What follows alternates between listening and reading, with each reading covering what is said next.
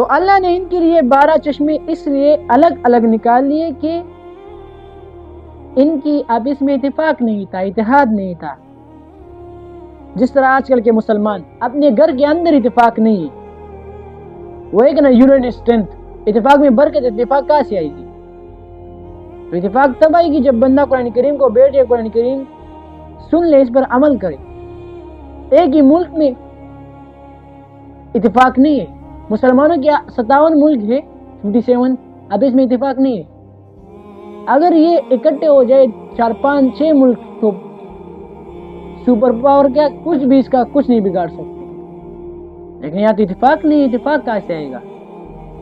ملک ہے پاکستان، کہتے روزہ کب ہے، رمضان کل ہے، آج ہے، کوئی کہتے کہ نہیں ہمارا بعد میں، ہمارا سعودی کے ساتھ ہے، کوئی کہتے نہیں کہ ہمارا پرسوں ہے، کوئی کہتے کہ ہمارا آج ہے۔ تو یہ حال ان کا۔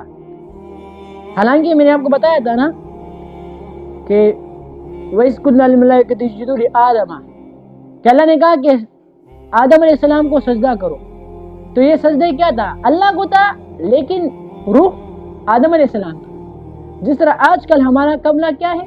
بیت اللہ، سجدہ تو اللہ کے لیے کرتے ہیں، لیکن ہماری روح کیا ہے؟ طرف وہ بیت اللہ۔ تو پھر یہ اللہ نے یہ مختص بیت اللہ کیوں کیا؟ یہ اسی وجہ سے کہ ہمارا اتفاق ہو، اتحاد ہو۔ اگر یہ نہ ہوتا تو ایک ہی مسجد میں کوئی اس طرف کھڑا ہوتا، کوئی مشرق کی طرف منہ کرتا، کوئی مغرب کی طرف، کوئی شمال کی طرف، کوئی جنوب کی طرف۔